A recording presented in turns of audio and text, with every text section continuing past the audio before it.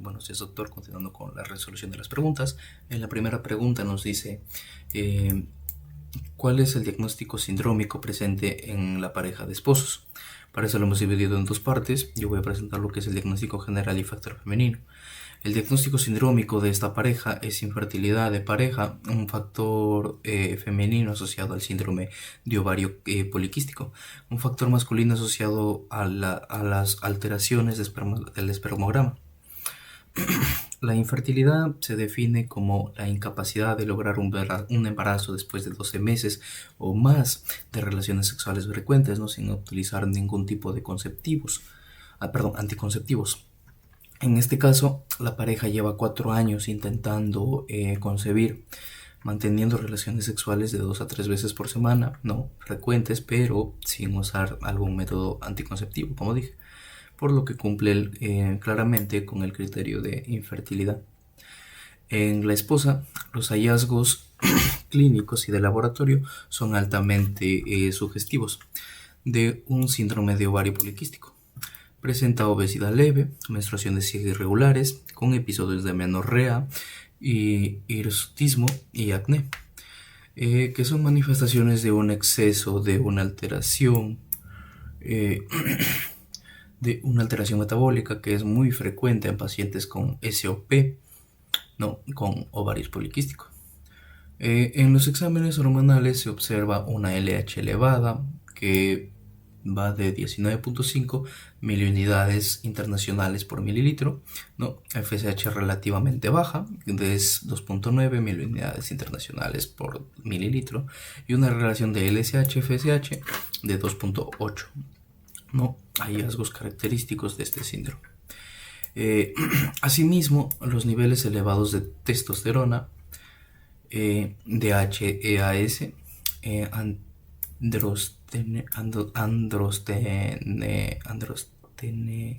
androstenediona y 17 hidroxiprogesterona. Eh, confirman el estado de hiperandrogenismo. Finalmente, la ecografía muestra más de 12 folículos en ambos ovarios, compatible con la morfología de los ovarios poliquísticos. Todos estos cambios producen una alteración en la ovulación, ¿no? Es decir, una mujer no libera óvulos de manera regular o incluso puede no ovular, lo que dificulta considerablemente que ocurra la fecundación y por lo tanto el embarazo. Gracias. Bien, doctor, continuando con el segundo factor, la parte 2, que es el factor masculino, no las alteraciones del espermograma. Bueno, por este lado, el esposo también presenta alteraciones importantes en el espermograma, ¿no? El recuento de 10 millones de espermatozoides por mililitro está por debajo de los valores normales, lo que corresponde a una oligospermia. Además, la movilidad progresiva del 10% es muy baja, indicando una astenospermia, no, ya que pocos espermatozoides tienen la capacidad de desplazarse adecuadamente para llegar al óvulo. Finalmente, una morfología y vitalidad del 30% sugiere que una parte importante de los espermatozoides presentan alteraciones estructurales o funcionales, compatible con teratospermia. En conjunto, estas alteraciones disminuyen significativamente la capacidad de fecundación, no, del semen. Gracias. Buenas noches, doctor Chen. En esta oportunidad vamos a explicar sobre la tercera pregunta que nos tocó, sobre el nivel del problema de la infertilidad en la pareja. Aquí primero vamos a hablar sobre lo que pasa en la mujer. En la mujer va a ver que el problema de infertilidad se va a localizar principalmente al nivel del eje del hipotálamo, el hipófisis y del ovario. Específicamente, todo esto abarca en el ovario. El paciente aquí va a presentar un cuadro compatible con aquel síndrome del ovario poliquístico, lo cual va a ser aquella enfermedad donde constituye una de las causas más frecuentes de infertilidad femenina por anovulación.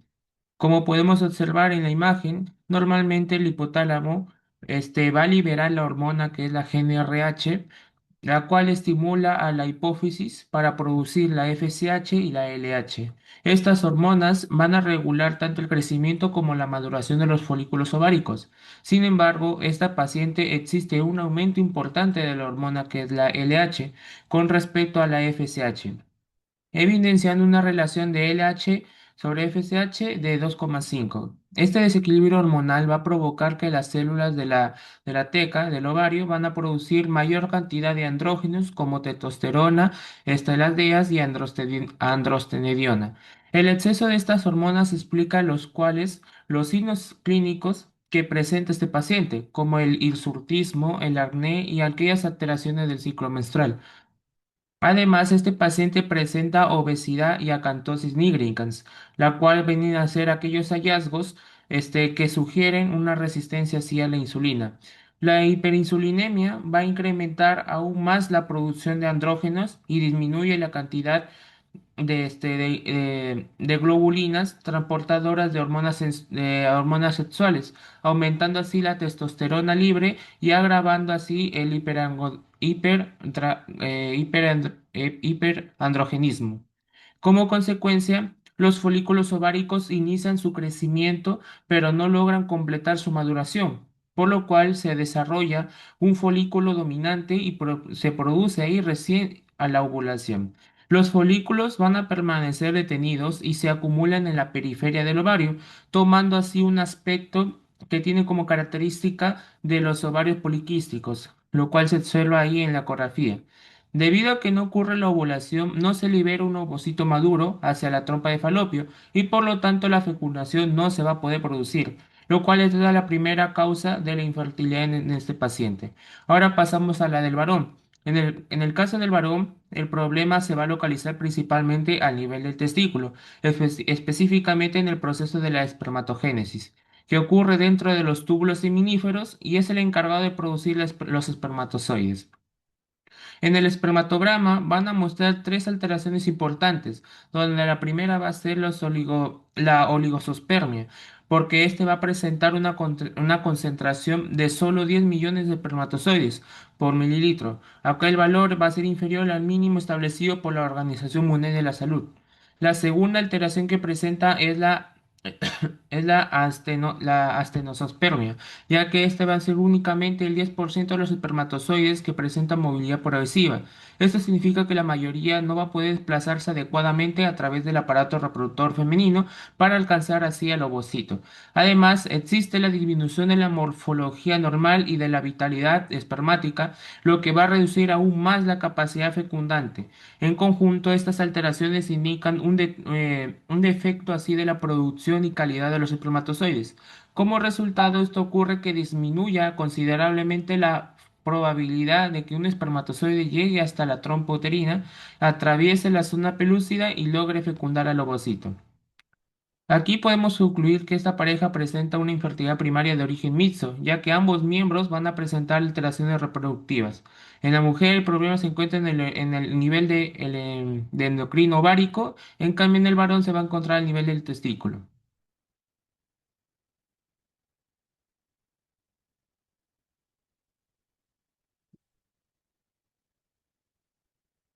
Buenas tardes. Bueno, voy a empezar a explicar lo que es la pregunta 2 del caso que nos dice qué causa o etiología probable explica el diagnóstico de cada uno. Bueno, por mi parte, yo voy a empezar a explicar lo que concierne al paciente hombre, o sea, lo que correspondería al esposo. Bueno, el paciente va a presentar un síndrome de OAT, que es diagnosticada por la afectación simultánea de los tres parámetros seminales claves, los cuales son sus resultados que demuestran que hay una baja concentración de 10 millones de espermatozoides, una motilidad progresiva críticamente disminuida del 10% y también una morfología del 30%, lo que compromete seriamente su fertilidad.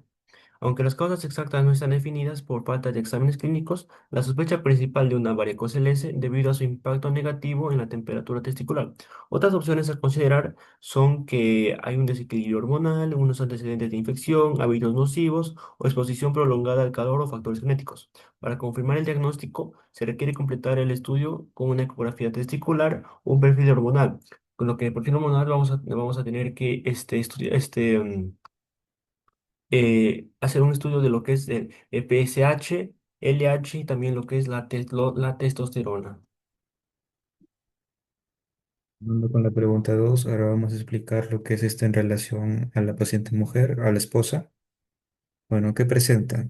En el caso de esta, encontramos diferentes signos que son compatibles con el síndrome de ovario poliquístico o SOP.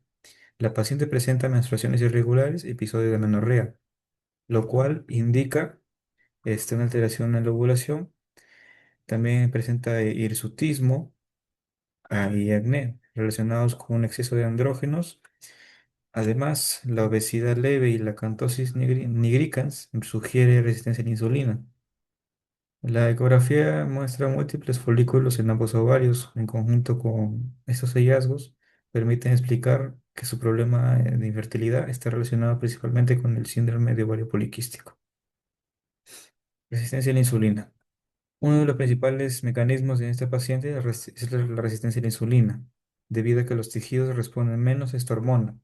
El organismo produce una mayor cantidad de insulina. Esta hiperinsulemia estimula las células del teca, del ovario, para producir andrógenos y también disminuye la SHBG. Aumentando los andrógenos libres, esto puede explicar, ¿no?, lo que manifiesta como hirsutismo y acné. Además, contribuye a alterar la función normal del ovario y la maduración de los folículos. Alteración del eje hormonal. Aquí también existe una alteración del eje hipotálamo hipófisis ovario, encargado de regular la función reproductiva. En este paciente existe un predominio de LH sobre FSH, con una relación de 2,8. El aumento de LH estimula una mayor producción de andrógenos en el ovario. Como consecuencia del desequilibrio hormonal, los folículos comienzan a desarrollarse, pero no logran completar adecuadamente su maduración ni formar un folículo dominante capaz de ovular. ¿Cómo se causa esta infertilidad? Bueno, todos estos mecanismos se relacionan entre sí. La resistencia a la insulina, el aumento de andrógenos y la alteración hormonal afectan la maduración de los folículos. Como consecuencia, la paciente presenta anovulación crónica, es decir, no libera un ovocito maduro de manera regular. Si no ocurre la ovulación, la posibilidad de fecundación disminuye considerablemente. Por ello, la causa principal de infertilidad en la esposa es una disfunción ovulatoria asociada al síndrome de ovario poliquístico.